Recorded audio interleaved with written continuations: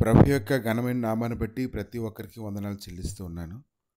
ఈ ఉదయకాలాన్ని ఆయన సన్నిధిని బట్టి, ఆయన అనుగ్రహించినటువంటి సమాధానాన్ని బట్టి ఎంతగానో స్తుతిస్తూ ఉన్నాను. ముఖ్యంగా ఈరోజు నీ జీవితంలో దేవుడు చేసినటువంటి కార్యాలు ఎంతో మందికి వెలుగుగా ఉన్నాయని నువ్వు తెలుసుకోగలగాలి. నిర్గమకాండము 15వ అధ్యాయము 1 నుంచి కొన్ని వచనాలు చూసినప్పుడు, ఎర్ర సముద్రం గుండా తన ప్రజలందరినీ రక్షించుకున్నప్పుడు మోషే, ఇశ్రాయేలు అందరూ కలిసి దేవుని గురించి ఒక కీర్తన పాడారు. ఆ కీర్తనలో దేవుడు తమను ఎలా విమోచించాడో ఆయన బట్టి వారికి ఎంతగానో సంతోషం కలిగింది. యెహోవాయే నా బలము, నా గానము, ఆయన నాకు రక్షణయు ఆయను.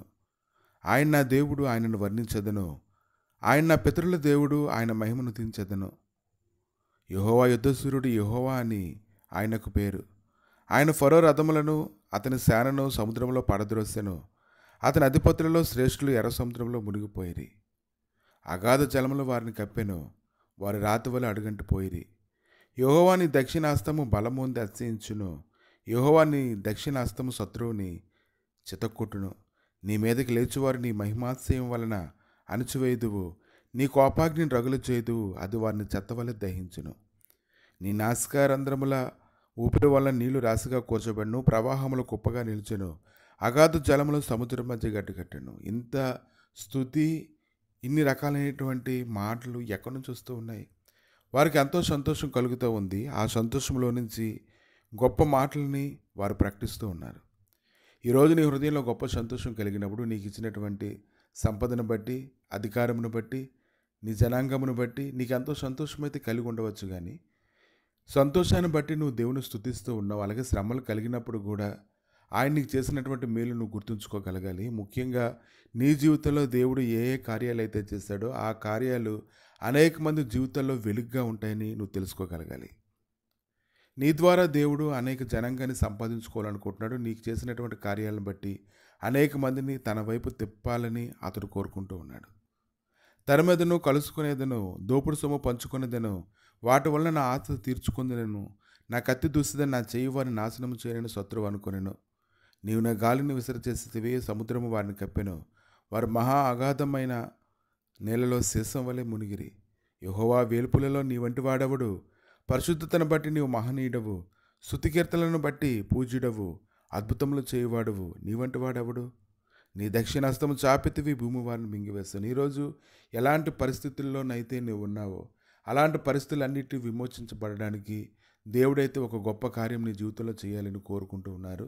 ఆ యొక్క కార్యం అనేక మందికి వెలుగుగా ఉంటుంది. నీ కార్యాన్ని బట్టి అనేక మంది హృదయాలు ఆయన వైపు తిరుగుతాయని ఆయన నీతో మాట్లాడుతూ ఉన్నారు. కనుక నీ పిల్లల విషయంలో వాళ్ళు శ్రేష్టమైనటువంటి స్వాస్థ్యంలోకి అడుగు పెట్టాలంటే మరి నీ సన్నిధిలో ఎటువంటి ప్రభావం ఉందో అని ఎంతోమంది దైవ సన్నిధిలోని గురించి ఆలోచన చేస్తూ ఉంటారు. ఆయన సన్నిధిలో ఎటువంటి ప్రభావం ఉందో అని ఆలోచన చేస్తూ ఉంటారు. అటువంటి సన్నిధి నీ పిల్లల మీద, నీ కుటుంబం మీద, నీ కలిగిన దాని అంతటి మీద ఉండేలాగా, నీ జీవితంలో దేవుడు గొప్ప కార్యాలు చేసేలాగా వాటిని నిరంతరము నువ్వు స్తుతించాలని గ్రహించుకోగలగాలి. నువ్వు స్తుతించాలి. దేవుడు చేసినటువంటి కార్యాలు నువ్వు దాచుకోకుండా ప్రజల మధ్య నువ్వు ప్రకటిస్తూ ఉండాలి. నీ విమోచించిన ఈ ప్రజలను నీ కృపచేత తోడుకొని పోతివి, నీ బలము చేత వారిని పరిశుద్ధాలయంలోకి నడిపించుతీవి. ప్రతి ఒక్కరికి ఎంతో కొంత ప్రభావం అనేది ఉంటుంది. వారి మీద అనేక రకాలైనటువంటి సన్నిధులు పనిచేస్తూ ఉంటాయి. కానీ ఇశ్రాయేల్ జనాంగం అంతా సంతోషం కలిగినప్పుడు ఒక రకమైనటువంటి ప్రభావం అయితే పనిచేస్తూ ఉంది. వారికి దుఃఖం కలిగినప్పుడు ఒక రకమైనటువంటి ప్రభావం అయితే పనిచేస్తూ ఉంది. దేవునితో మనం సరైనటువంటి సహవాసాన్ని కానీ మనం కలిగి ఉంటే నిరంతరము బలమైనటువంటి సన్నిధి, ఆయన మహింపరిచేటువంటి సన్నిధి పనిచేస్తూ ఉంటుంది.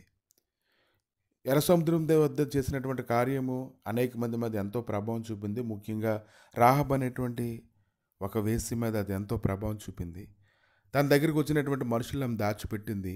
ఆమె మాట్లాడుతుంది. యెహోషువ 2వ అధ్యాయము 8వ వచనం నుండి, ఆ వేగుల వారు పండుకొనకు మునుపు ఆమె వారున్న మిద్ది మీదకి ఎక్కి వారితో ఇట్లనెను, యెహోవా ఈ దేశంలో మీకు ఇచ్చుచున్నాడని, మీ వల్ల మాకు భయం పుట్టినని, మీ భయం వల్ల ఈ దేశ నివాసులందరికీ ధైర్యం చెండి నేను ఎరుగుతును. మీరు ఐగుప్తులో నుండి వచ్చినప్పుడు మీ ఎదుట యెహోవా ఎర్ర సముద్రపు నీరుని ఎలాగ ఆరిపోజేసానో, యొర్దాను తీరం నుండి అమోరీల ఇద్దరు రాజులైన సీహోనుకును ఓగుకును మీరేం చేసేదారు అనగా, మీరు వారిని ఎలాగ నిర్మూలం చేస్తారో ఆ సంగతి మేము వింటిమి. మేము వినినప్పుడు మా గుండెలు కరిగిపోయాను. మీ దేవుడైన యెహోవా పైన ఆకాశమందును కింద భూమి అందును దేవుడే. మీ ఎదుట ఎట్టి మనుషునికైనా ధైర్యం ఏమాత్రము ఉండదు. ఆమె హృదయంలో దేవుడు ఎంత గొప్ప కార్యం చేస్తాడో చూడండి. ఈరోజు నీ జీవితంలో ఆయన నమ్మింది మొదలుకొని ఈదం వరకు నువ్వు చేసినటువంటి కార్యాల ద్వారా దేవుడు ఎంతో మందిని దర్శించనే ఉన్నాడు. కాబట్టి నీ కలిగినటువంటి సాక్ష్యాన్ని, నీ దేవుడు నీ జీవితంలో చేసినటువంటి కార్యాలని నువ్వు స్థిరంగా ఉంచుకొని నిరంతరము వాటిని ప్రకటించడానికి నువ్వు సిద్ధపడుతూ ఉన్నప్పుడు ఖచ్చితంగా నువ్వు ఆశీర్వాదకరంగా ఉంటావు. నువ్వు ఆయన కొరకు మాట్లాడుతున్న కొద్దీ నువ్వు ఆశీర్వాదానికి దగ్గరగా ఉన్నామని నువ్వు గుర్తుంచుకోగలగాలి. అది నిరంతరము నీ జీవితంలో పనిచేస్తూ ఉంటుంది. ప్రభువా, మీ దయగలిగిన హస్తాలకు అప్పగించుకుంటుండగా నీ కృప ప్రతి ఒక్కరి జీవితంలో నేను గొప్ప కార్యాలు జరిగిస్తా తండ్రి. నువ్వు చేసిన ప్రతి కార్యమును బట్టి అనేక మంది హృదయాలు ప్రభువా నీ వైపు తిరిగినట్లుగా నాయన మీరు చేయనై ఉంటుండగా దేవ ఇదిగో తండ్రి, మా జీవితంలో చేసిన కార్యాలు దాచుకొనక నీ కొరకు ప్రకటించుటకు ప్రతి ఒక్కరికి నీ కృప దయచేసి మహిమ పొందమని యేసు నామములో అడుగుచున్నాము తండ్రి. ఆమేన్.